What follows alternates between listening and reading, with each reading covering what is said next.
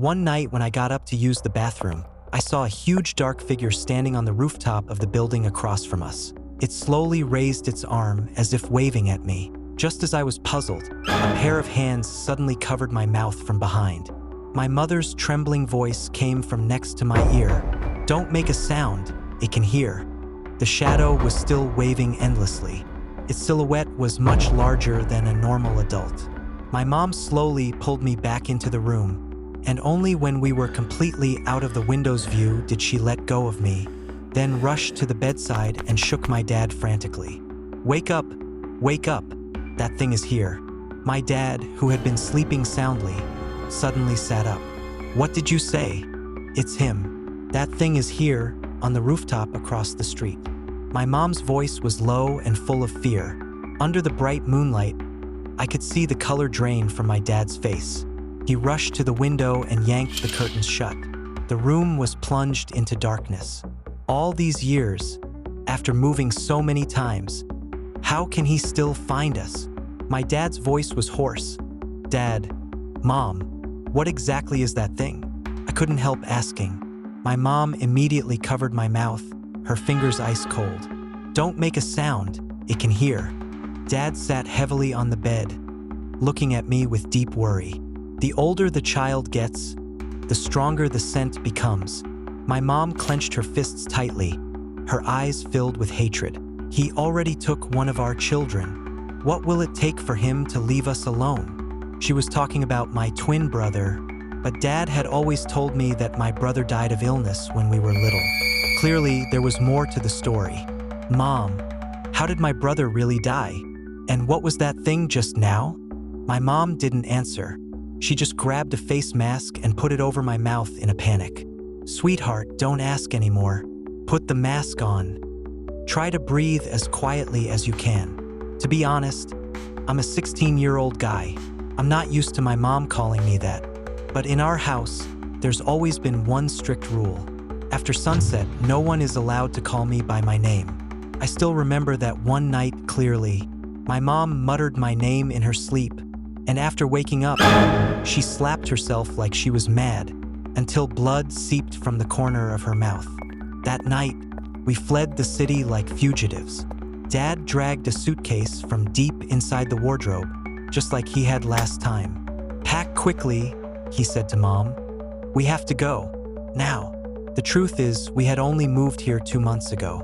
For as long as I can remember, we've been moving constantly. Rainy seasons in the south, freezing winters in the north, shabby partitioned rooms in urban villages. No place ever lasted more than a year. My mom suddenly collapsed, squatting on the floor. "How long do we have to keep living like this?" I grabbed her trembling hand. "Mom, what is that thing? Why are we always running?" Her palm pressed against my burning cheek, tears falling onto my shirt collar. "It's a sin your father and I committed." Years of fury finally erupted from me. I yanked her hand away and slumped to the floor. "Unless you tell me the truth, I'm not going anywhere." Dad's face darkened. He raised his arm and slapped me hard across the face. "You foolish child, have you forgotten what happened 7 years ago?" 7 years ago, memories burst open like a torn wound, fresh and bleeding. I was 9 at the time. We had just escaped to a small village. Going out at night was strictly forbidden. But a 9-year-old boy was never going to stay inside. That night, I climbed over the courtyard wall using the crooked-neck jujube tree and sneaked out. I followed the village kids to the abandoned bone-drying yard. Under the moonlight, the yard looked eerily pale. We played hide and seek. Henry was it, and I hid inside a pile of moldy firewood, watching as my friends were found one by one, each laughing and joining the search. Eventually, I was the only one left. John, where are you?" Henry's voice grew more and more anxious in the darkness.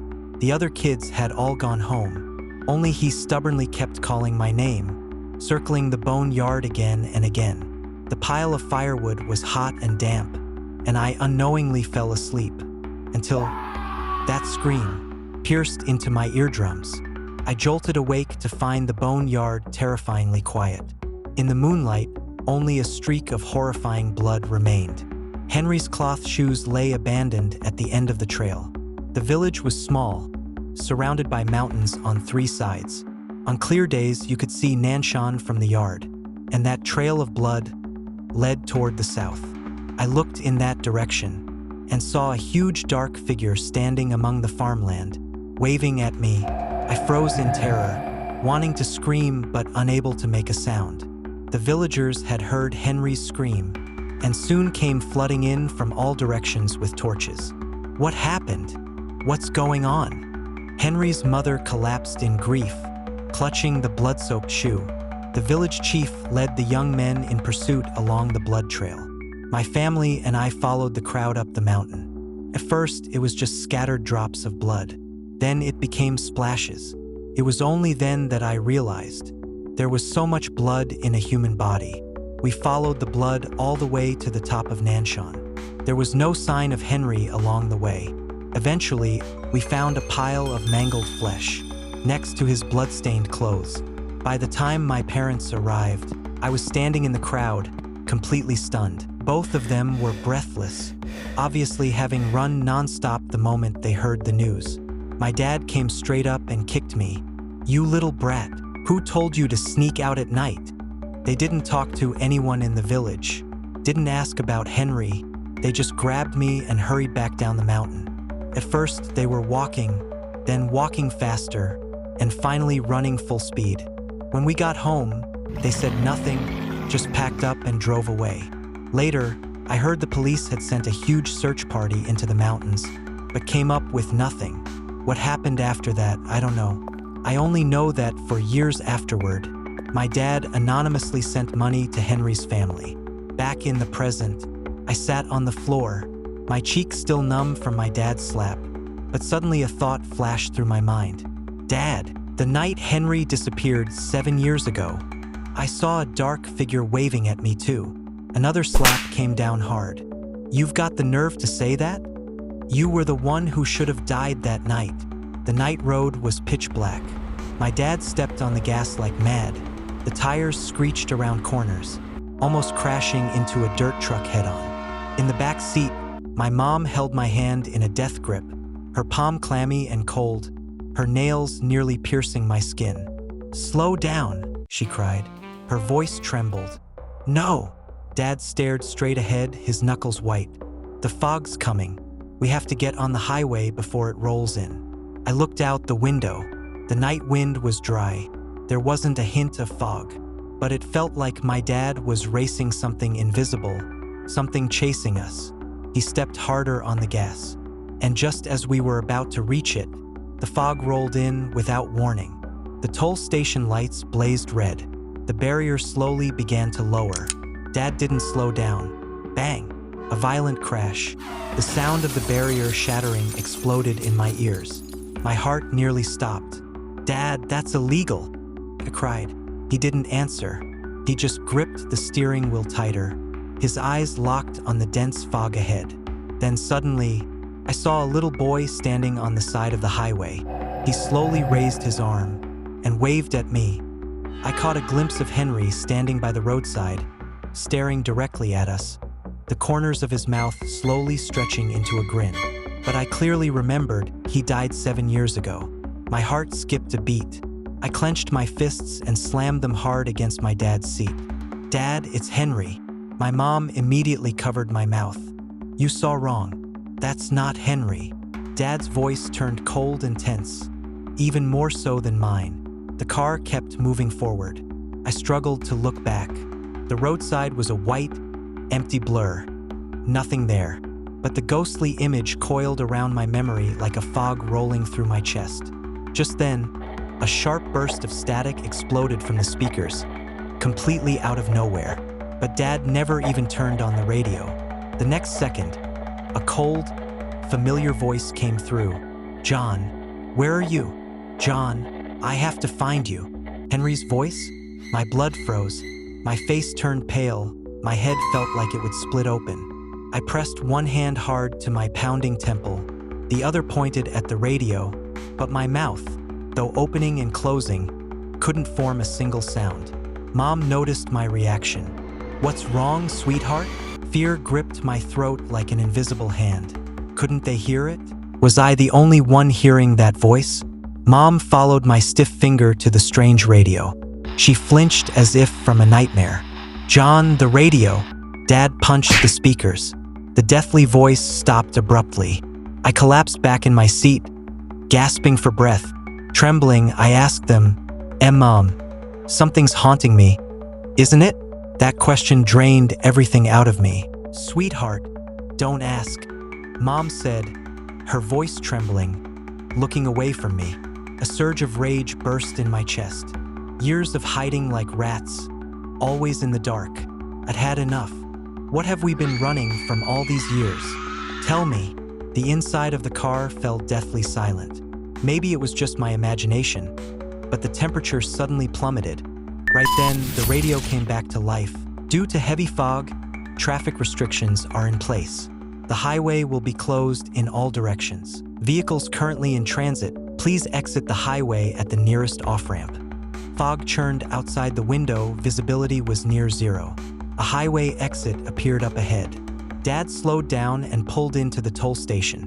From a distance, I could already see a car parked by the exit, its red and blue lights flashing. I felt a sense of relief and turned to tell my mom. "Mom, we can," but the words stuck in my throat. Mom was tense like a drawn bowstring, her face ghostly pale, eyes avoiding that police car like it would burn her. Dad's jaw was clenched, the knuckles on his hands turning white on the steering wheel. Why were my parents afraid of the police? My confusion only deepened. Dad took a deep breath, trying to force a calm expression. The car slowly rolled past the patrol car. Only when the red and blue lights vanished from the rearview mirror did their shoulders finally slump in silent relief. "Let's find a place to rest for the night." We found a nearby motel. Only 2 rooms left. We had to sleep separately. Luckily, my room was right next to my parents', so if anything happened, they could respond in time. The tension of the night had completely drained me. As soon as I walked in, I collapsed onto the bed, too afraid to look at the thick, suffocating darkness. But when I opened my eyes, I found myself curled up in a cramped closet. It was cold and sticky inside.